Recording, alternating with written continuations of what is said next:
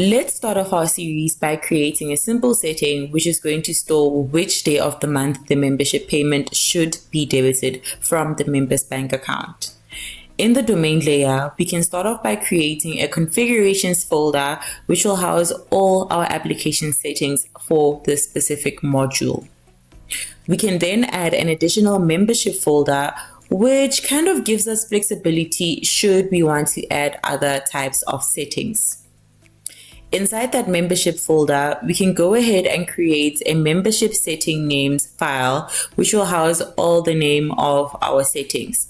Now, in the context of our application, since we only want to store a debit day, we can go ahead and set our debit day property to shesha.membership.debitday. Now, once that is done, we can head over and create an iMembership settings interface that provides an access to settings values, which is also used to define setting details such as the display name, the description, etc. This interface extends iSetting accessors, and you can add a property for each setting as iSetting accessor T, where T is the type of the setting. Now, in our case, since we're creating a simple setting which just has an int value to store the debit day, hence our setting type is set to int.